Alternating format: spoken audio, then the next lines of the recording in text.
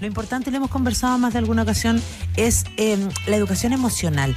Uno como que hay conceptos que va acuñando y va aprendiendo con el paso de los años, así como cuando hace algunos años empezamos a ver que los trabajadores necesitábamos tener habilidades blandas, no solo son multitask.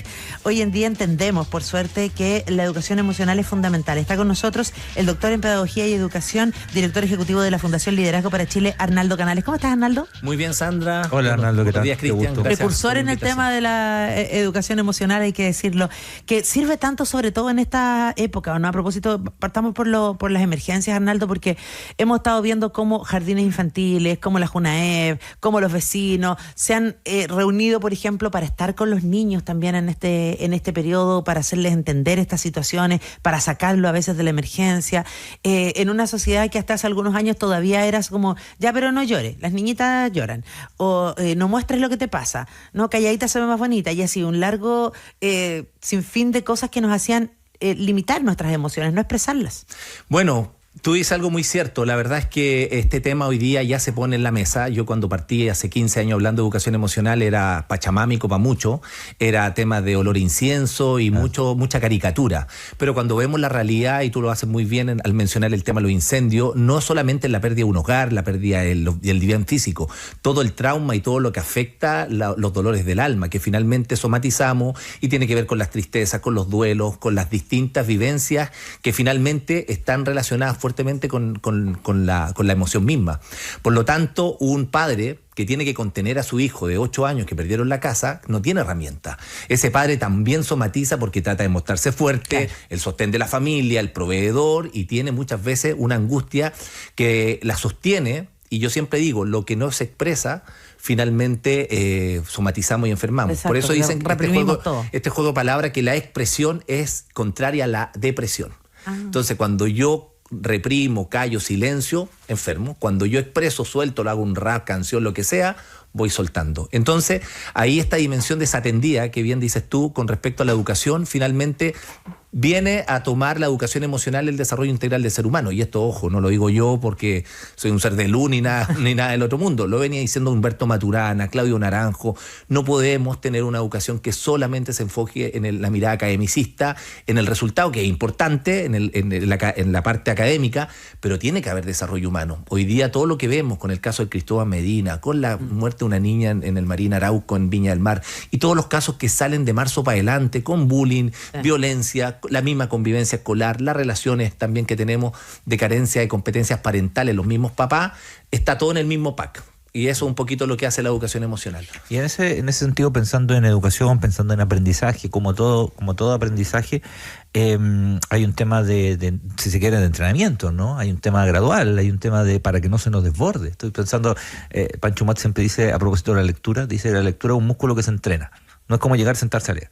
No es así. O sea, uno lo puede hacer, sí, pero si no lo entrena, lo va a dejar botado, lo va a hacer una vez, o va a querer leer 200 páginas en un día y va a retener 4 páginas. Entonces siempre dice que se entrena. ¿Acá también? Sí, bueno, la educación emocional también adopta una mirada primero de ciclo vital, no solamente la formación de... yo hablo mucho del concepto de hemodiversidad, que es bien entretenido cuando uno lo ve de un gran paraguas. Viene de ¿Qué es la hemodiversidad? El concepto de hemodiversidad viene del concepto de biodiversidad, flora y fauna. Y en el mundo de las emociones no nos quedamos solamente con emociones básicas intensamente, miedo, alegría, tristeza, ira, asco y sorpresa. Y los papás creemos que ahí está todo. ¿Sí? Oye, ya, si yo sé las emociones básicas, sé que la tristeza hay que expresarla y el miedo, ese es el desde. Pero ese niño también va a tener que reconocer en algún momento en su ciclo de madurez, según el grado de formación que tiene, emociones mixtas. No es lo mismo el remordimiento que el arrepentimiento, cómo trabajo la culpa insana, cómo trabajo otro tipo de emociones que están dentro de este cóctel que yo vivo. El meme estoy feliz pero enojado. Claro. Y de ahí también viene el tema de las emociones, de las emociones incidentales que influyen mucho en las decisiones de compra, las emociones integradas que también influyen mucho en la forma en que yo compro o no compro algo que me apasiona, las emociones de trascendencia que tiene que ver con los propósitos de la vida, está la emoción estética, que cuando yo lloro viendo un atardecer. Entonces el tema es tan amplio que cuando nosotros hablamos de educación emocional vinculamos mucho también de carga valórica con las emociones morales. Por ejemplo, las emociones morales, hoy día hay una crisis de moralidad en la sociedad. Es decir, oye, robo, lo que pasa con, por ejemplo, la noticia que usted ve en Vivanco. Oye, un abogado que jura, ¿dónde están los valores? No, se corrompió ese valor. Entonces, la versión social, la rabia social por el acto que hace es una emoción moral. Es decir, a mí no me robaron, yo no estuve en el tema a mí no me quitaron plata, pero igual me duele y me molesta lo que hizo esa señora. Esa es una emoción moral. Si tú ves pasar a alguien con el semáforo en rojo y tú dices, oye, pero ¿qué pasa este caballero que se lo atropellan y pasó en rojo? Emoción moral. Tiene que ver con lo que decía Aristóteles, aquellas conductas virtuosas que se hacen en comunidad. Y de rechazo y condena también, cuando nosotros vemos que eso no se hace. Y la carga valórica está totalmente también, no se trabaja. Sí. No lo trabajo en la casa, porque papá no sabe, y tampoco estamos abordándolo en la escuela. Por eso lo que tú dices es muy importante en el sentido de que esto se entrena, se refuerza, se mantiene permanentemente en la disposición emocional del papá y la mamá de validar, legitimar y aceptar la emoción del otro. Qué interesante eso de sentir además que está en crisis, porque efectivamente, no sé, pues lo vimos cuando discutieron los dos procesos de la Constitución, por ejemplo, era como, oye, pero es que no, es que me van a quitar la casa. No, pero es que, no, pero si a mí no me importa, no me pasa eso. Como el individualismo, ¿no?, que está tan presente en la sociedad, Arnaldo, y pensaba en lo que tú mencionabas y todos esos ejemplos tienen que ver también con a lo mejor tener una oportunidad hoy día porque hay un cambio en la estructura social, porque a lo mejor hay un cambio cultural. Lo pienso desde el punto de vista que hoy día, por lo menos, hay un sector amplio que sí piensa en la empatía. Sí. Hay un sector amplio que quiere dejar de lado la culpa. Esta es una sociedad súper culposa, nos criaron así, con mucha culpa, ¿no? Con reforzar el tema después de un descalabro absoluto, reforzar el tema de la moralidad, sin quitar libertades, pero entendiendo, no sé, tu libertad con la libertad del otro y así un largo etcétera. Bueno, las emociones morales, creo que ahí hay un trabajo que se tiene que fortalecer también desde la reflexión de sociedad. Fíjate que nosotros crecimos en un modelo que es individualista, competitivo, somos desconfiados. Asegúrate tú primero. De hecho, celebramos y castigamos al niño cuando dice, tenés que ser más vivo, te falta calle. Exacto. ¿Cómo eres tan inocente, hijo? Entonces, como que la viveza se celebra. Claro.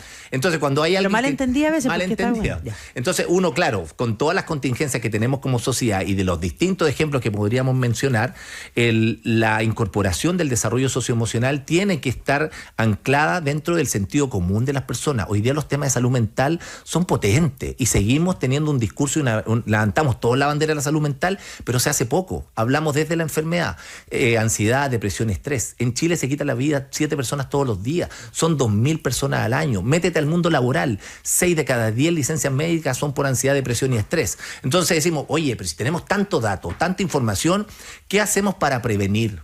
Nada.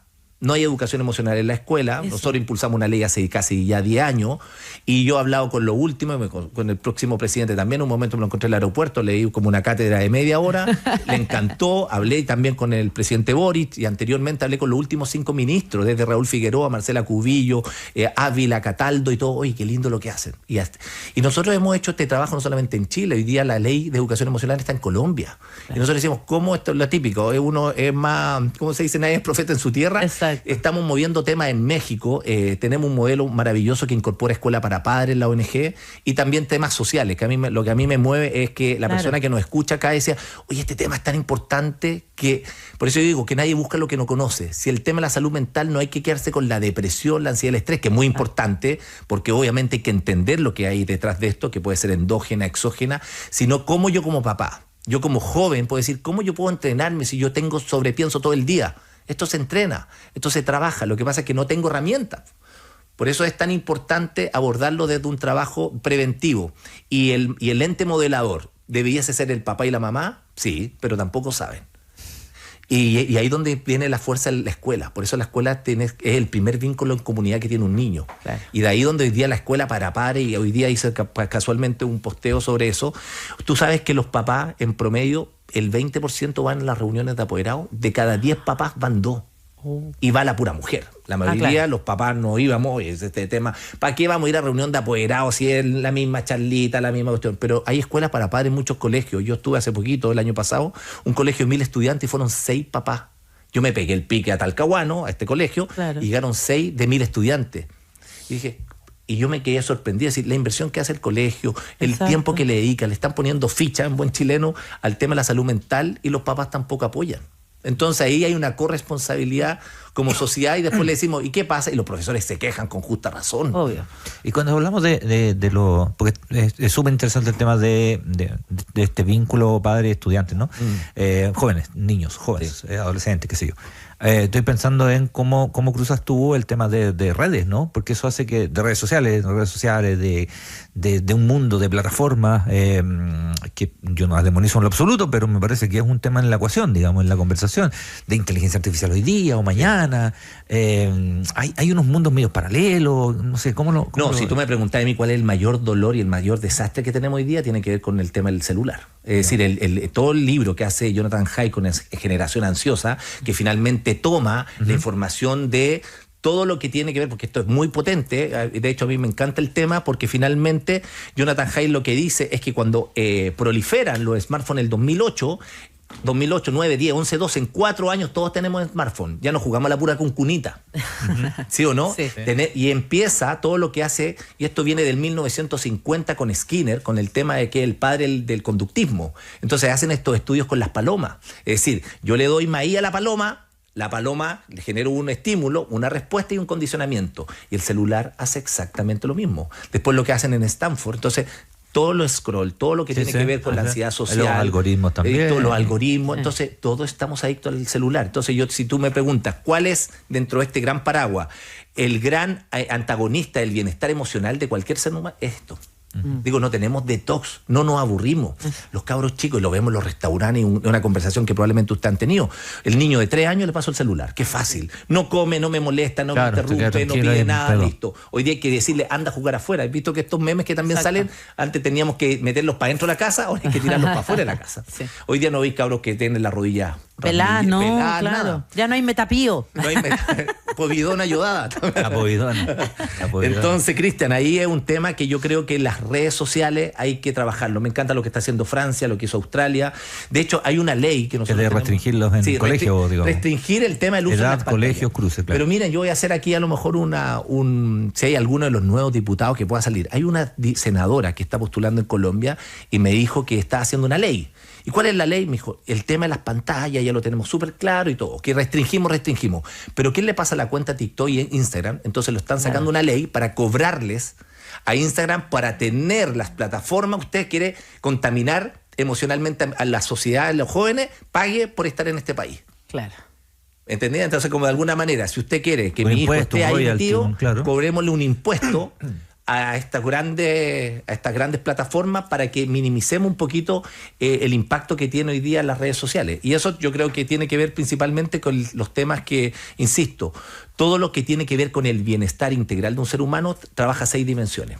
El bienestar físico, el bienestar profesional, el bienestar material, social, espiritual, que están vinculados principalmente a cómo yo me inserto dentro de distintas variables que inciden en mi vida.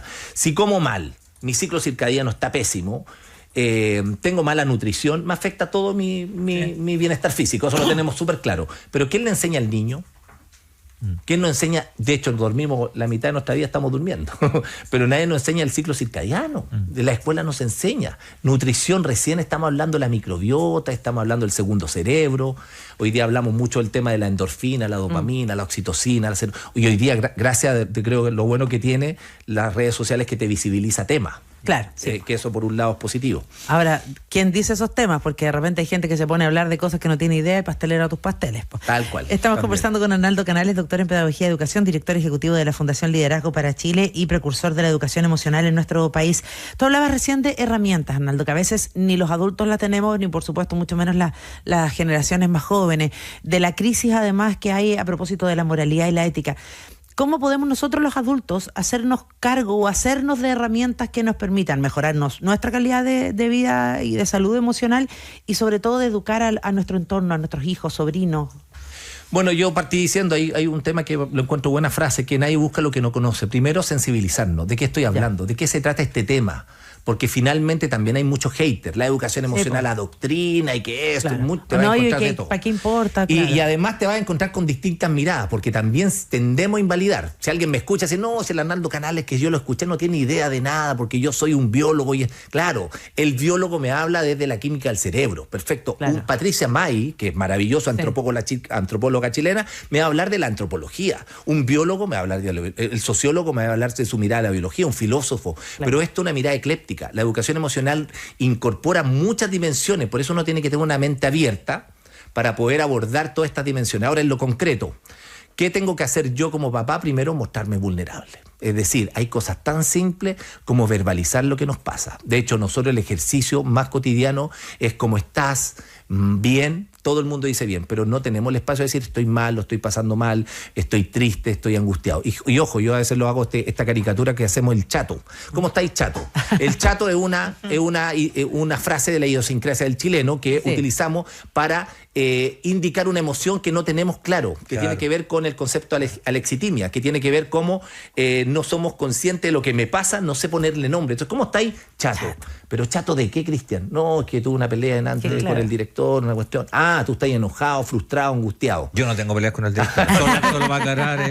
Es maravilloso. No, es maravilloso. Entonces, ese concepto del chato tiene que ver con que nosotros hoy día no somos capaces de todavía verbalizar el mundo emocional. Claro. Y desde ahí analizar el contexto, a qué me mueve, a qué me invita. El proceso de regulación emocional implica respiración. Hace poquito vino Marian Rojas Estapé, que ustedes probablemente la conocen, y hablan, y lo que dice Andrew Huberman también de la Universidad de Stanford, hay también ejercicios de respiración consciente, que es el 4-7-8, que son...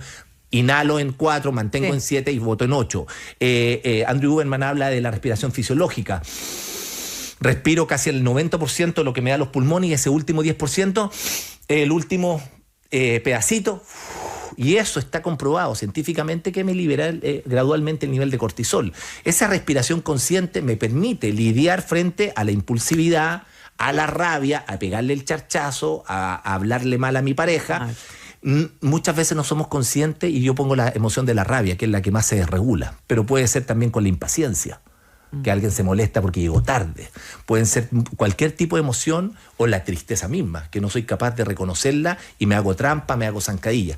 Entonces, el trabajo de la educación emocional implica permanentemente estar ejercitándose. Y si las emociones las tenemos todos los días, transitamos con ¿cuánta emoción al día? No hacemos 40, 30. No hacemos harta trampa con las emociones. Me quedó pegado ese concepto. No hacemos todo el día trampa. No hacemos los giles, no hacemos los turistas. Y a veces uno está enojado, y me pasa eso con los hijos, de repente dijo, caí en la trampa. Una de ellos hace poquito, yo tengo buena relación con mi hijo, y empezamos a pelear y dije, me comió el ego porque empecé a tener una batalla personal con mi hija adolescente, y al final dije, hija, que es como yo digo, Isidora, pero papá, Isidora, ya no hablamos más. Y yo le dije, y después nos agarramos, como estuvimos 3 días enojados, y dije, caí en la trampa, como yo, adulto, que trabajo en esto, no fui capaz de bajar el nivel. Isidora, te escucho.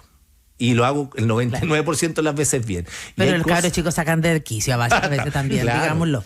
Sí. Pero el ente modelador somos nosotros. Es que pasa por lo que hablábamos, pues no tenemos ni las herramientas nosotros y ellos tampoco. Ellos vienen de una generación precisamente que se ha movido con pantallas, que a lo mejor nosotros hemos sido súper sobreprotectores, que a lo mejor ellos tienen todo fácil, y uno trata de hacerles entender, pero no lo entienden porque no ha sido su realidad. Entonces uno siente que está en un círculo y que no va a salir nunca. Y está en una poda de redes neuronales. Yo siempre digo que nosotros en la vida tenemos 3 P. La primera P del vínculo es la P de los padres. Todo es papá. El superhéroe, mi papá, para todo. Claro. Listo. Después la otra P, en la que vive los adolescentes, la P de los pares. Y después viene la P de la pareja. Después el amigo empieza, el compañerito empieza a pololear, el amigo adolescente, ya no lo vimos más en los amigos, exacto, ya está con la pura polola. Te colisionan. Y después, como adulto, vinculamos padres, familia, los amigos y la pareja. Y la P de los pares es súper importante en este periodo, y por eso no nos pescan los cabros. Ahí dan ganas de darle la pena. Claro, entonces dicen, oiga, almorcemos juntos, que voy a salir. Hay otra P, la matarla. Exacto. Claro, esa es la otra P. Esa es la que dan ganas en la segunda. A veces hay un tema a veces uno le tiene como susto, digamos, ¿no? A los sentimientos, digamos, a las emociones, tanto de uno como las del resto. Y a veces no son tan graves. O sea, por ejemplo, no sé, me pasó con uno de los enanos, chico, ¿no? Sí. Estoy aburrido. Bueno, abúrrase. Está bien, perfecto. Exacto. Raimundo, ya, pues abúrrase. Sí. En los últimos años la generación no te obliga a eso, te dice que los niños salen de vacaciones y uno les tiene que tener una carta grande de actividades. Un panorama todos los minutos. Exacto. Ayer yo casualmente puse un tema porque en las vacaciones dice, ¿qué hago con estos cabros? Los tengo que meter en talleres, los tengo que meter... Claro, Oye, ¿no? Dije que se aburra. Ken Robinson decía que el aburrimiento es la puerta de entrada a la creatividad, a la innovación. Y además el aburrimiento te permite tener un autodiálogo que te puede permitir también hacer un proceso reflexivo, de autoconocimiento, que son las personas que a veces son más introvertidas y tienen un trabajo interior muy profundo y muy bonito. Y el aburrimiento es parte también del crecimiento personal. Es decir, todos los que vivimos crisis en la vida, aparece la creatividad, la innovación. Finalmente, si yo no soy capaz de sostener el aburrimiento a mi hijo, estoy haciendo un pésimo trabajo porque finalmente lo estoy nuevamente enclaustrando, y ahí me encanta lo que hizo un psiquiatra argentino que es amigo mío, que es Lucas Raspal, decía, cuando tú le entregáis el celular a tu hijo, le estás regalando a tu hijo el celular. Claro. Es al revés. Sí, y en el fondo le estás dando, me da la sensación, la responsabilidad del mismo de que se forme solo, ¿no? Porque con lo que tenga acceso a lo que pueda encontrar en redes, sí, ¿no? A la conversación, no a ese diálogo. De estímulo también. Exacto. El estímulo externo. Sí, y tú decías algo recién, Cristian, con respecto al tema del sentimiento. Ahí nos confundimos emoción, sentimiento y estado de ánimo. Eso es súper importante verlo. La emoción no enferma. La emoción es adaptativa y siempre te está dando señales. Todo lo que hablamos de nosotros de lucha, huida, la emoción, claro, todos los estímulos externos, la bocina de un auto, el WhatsApp que me llegó, me genera estímulos, emociones, siempre de afuera hacia adentro. El sentimiento es la emoción hecha conciencia, que esa es la gran diferencia. Es decir, yo estoy viendo una foto de mi mamá que falleció el año pasado, me cae una lágrima, es un sentimiento. Entonces esa es la gran diferencia entre emoción y sentimiento. El sentimiento siempre evoca de adentro hacia afuera. Claro, porque tiene que ver con la memoria emotiva y funciona a través de los 5 sentidos. De hecho, la película Ratatouille hace un ejercicio súper potente cuando evoca la comida y va para atrás a la infancia, que todos hemos visto esa escena. Entonces el sentimiento también es muy importante trabajarlo, y eso es lo que enferma, porque muchas veces sobrepensamos, son situaciones que a veces no somos capaces de sostener. Y el estado de ánimo, que ahí hay un trabajo también maravilloso que hizo un estudio en la Universidad de Hamburgo. Cuando una persona vive por ejemplo, una tristeza, terminé con la polola, y vivo la tristeza y mantengo esa tristeza permanente, soy más proclive a caer en estado depresivo si no valido y legitimo esa tristeza. Y es ahí donde está el gran trabajo. El estado de ánimo tiene una fuerte incidencia en caer, obviamente con una situación exógena como la pérdida de un ser querido, me pateó la polola, perdí la pega, lo que sea. Si yo mantengo, oye, llevo 2 meses, tengo que tener ese decir, ¿cómo no he logrado levantarme? Y ahí tengo que pedir ayuda. Si no, mis herramientas no me permitieron sostener ese dolor y no hice ese ejercicio, tengo que pedir ayuda para poder pedir un profesional que me aporte. De hecho, la canción que hace Green Day, Wake Me Up When September Ends, que tiene que ver con la muerte de su papá. La muerte de su padre, que lo hace Billy Jones. ¿Sí? Es un trabajo maravilloso que yo lo hago mucho en las charlas, porque digo, el estado de ánimo, cuando pierde su padre a los 10 años, él somatizó como 8 años. A los 10 años después hace la canción. Y hasta el día de hoy se emociona. Grande.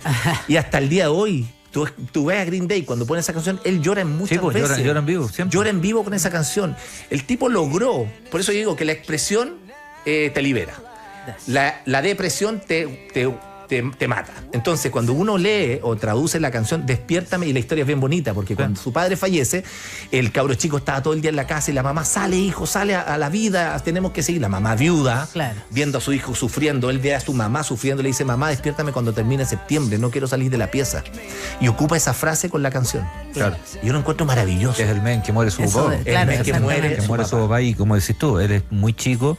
Y le da una vuelta muchos años después, porque en ningún caso estamos hablando de que tenéis que estar siempre arriba. No estamos diciendo eso, en lo absoluto. Digo. De hecho, lo que hace la educación emocional no es decir, hoy no va a vivir puras emociones bonitas, hoy la alegría, el regozo. No, compadre, la vida te va a tirar tristeza, te va a tirar muchos problemas, y la vida tampoco es justa. Oye, yo soy buena persona, me porto bien, ¿y por qué la vida me pasa esto? Sorry, te va a pasar igual. Lo que nosotros hacemos es transitar con mejores recursos frente a las situaciones que vivimos. Y la educación emocional trabaja eso, es decir, acepto mi tristeza, acepto el miedo, acepto la rabia, me muestro vulnerable y puedo transitar con eso de una forma mucho más sana, que a la larga es lo que vivimos gran parte de los chilenos, en general la sociedad, porque no logramos fortalecer el vínculo desde este reconocimiento interior. Nos cuesta asumirnos, mira, de hecho en las redes sociales, por supuesto, nos están comentando harto los auditores que importante y necesaria conversación, dicen, lo más difícil también, agrega Marcelo, es educar a los padres y apoderar a los colegios, que hay una epidemia de estupidez, dice, una emergencia nacional. Y te iba a preguntar precisamente de aquello, Arnaldo, porque efectivamente los adultos también vemos un montón de problemas, ¿no? Es cosa de mirar las relaciones tóxicas que lo hemos conversado en esta sección en más de alguna ocasión, que uno genera. No solo hablo de las parejas, hablo con compañeros, con amigos, con papás, con jefes y un largo etcétera. Si tenemos ese tipo de dinámicas, los adultos, ¿todavía estamos a tiempo de reeducarnos emocionalmente? Claro, de todas maneras, y eso es lo lindo de la educación emocional, no es tiempo perdido. A veces me toca ir a un colegio y me dicen, oye, Arnaldo, todo lo que dijiste me hace tanto sentido que he cometido un error, mi hijo tiene 10 años, ya la embarré, ya lo hice mal. No, quédese tranquila, en este periodo usted puede rectificar. Nosotros, y todo lo que tiene que ver con la teoría del apego y todo lo que tiene que ver con trauma, que Gabo Ormati, y hay muchos especialistas muy potentes, entre esos Rafa Guerrero, que es amigo mío, que es un experto español de trauma, hablan que nosotros nos enfermamos en los vínculos, pero también nos sanamos en los vínculos. Y esto es súper lindo, es decir, el trauma y en general todos los dolores del alma que vimos, o la herida de infancia, que también se dice mucho eso, no es que yo voy a eliminar el trauma, no. Cuando aparece ese dolor, yo digo, me está viniendo este tema que me incomoda, ya sé cómo hacerlo para poder lidiar de mejor manera y transitar. No es que esto se olvide y nunca más pasó nada. No, la emoción tiene memoria. Claro. Y todo esto tiene que ver finalmente con lo relacional. Por eso hay un libro que me encanta, que es El poder de las palabras, de Mariano Sigman, que es un psiquiatra argentino. Sí, lo hemos tenido, de hecho, lo hemos entrevistado. Ya, maravilloso. Entonces, el tema de los vínculos, de la conversación, tiene que ver también con la mayéutica, es decir, oye, mis propias preguntas, todo nace desde la relación. Si yo me aíslo y no converso y creo que tengo mi propia verdad, obviamente estoy súper limitado. Exacto. Por eso cuando yo me centro mucho en el tema del hater, que invalida el tema emocional, claro, dependiendo de dónde lo esté mirando. Tal cual. Claro, porque a mí me ha tocado mucho y te pongo el ejemplo de los biólogos que dicen, mira, esto es pura química. No es tan así. No, por eso te va a ir después a un tema mucho más academicista, que tiene que ver con la teoría ecológica sistema, que hay un filósofo norteamericano de ascendencia rusa, que es Yuri Bronfenbrenner, que dice que nosotros somos una capa de cebolla. Es decir, para nuestra raíz de identidad se alimenta de la familia, del entorno, de la escuela, de los amigos, de la cultura. Obvio, son multidimensionales. Claro, y todo afecta. Es decir, si yo vivo en un barrio donde todos delinquen y todos fuman marihuana, probablemente yo estoy mucho más propenso que irme para ese lado. Y probablemente mi carga valórica esté vinculado al choro, al que hace portonazo, al que delinque, claro, porque eso es lo que yo veo. Entonces aquí es bien amplio, por eso yo insisto y hago un llamado también, ojalá que la próxima ministra, que en algún momento hagamos el lobby para que nos reciba, meta en la educación emocional y que no sea algo solamente del interés genuino y honesto de algunos colegios, que no es ni el 5%. Cuesta con el tema de educación en el Congreso, sí, pues cosa mirar la ley de educación sexual integral y tantas otras reformas. Pero vamos a hacer un compromiso, Arnaldo Canales, que a fines de febrero, a principios de marzo, si estás en Chile, vuelvas a venir. Perfecto. Precisamente para hablar, porque se viene todo el tema de los haters, del bullying, y porque además yo sé que tú no le vas a mencionar, pero van a hacer un proyecto muy bonito de educar a los profesores de la región del Biobío, del Ñuble, las zonas afectadas. Sí. Entonces sería bueno poder entregar algunos lineamientos también de eso en marzo para los profes que nos escuchan en todo Chile. Sí, aprovecho porque esto es un aviso, porque ya me pasó el año pasado, disculpe que lo diga así, pero nosotros donamos el año pasado y nunca recibieron las donaciones de lo que pasa en Chile. Sí, pues, exacto. Nosotros entregamos hoy día 23 millones de pesos en donaciones de formación socioemocional con los mayores expertos, desde Vizquerra hasta Antonio Damasio, que son neurocientíficos, para los profesores. Nos comunicamos con el Ministerio de Educación, con este caso al Ricardo González, que es el coordinador regional de educación parvularia de la subsecretaría del Biobío. Ya. Vamos a tener una reunión esta semana. Porque una cosa que yo decía al principio, los incendios, pero estos niños van a volver al colegio. Tenemos que tener una red de contención que no esté solamente vinculada a la carencia muchas veces o la formación de los padres, sino que los profesores apoyen. Pero si el profesor tampoco tiene esta herramienta, nosotros apoyamos en esa parte. Ya, y sí, ahí entregamos estas becas de formación para los profesores. Si no te contestan, tú nos avisas, pues tenemos algo de llegada nosotros en la Subsecretaría de Educación Parvularia y en el Ministerio de Educación. Ustedes rompen fila. Usted nos dice eso es bueno. Arnaldo Canales, un placer, y para todos quienes nos han escuchado, recordar que esta conversación queda disponible en Spotify y en nuestras redes sociales. Gracias, Arnaldo.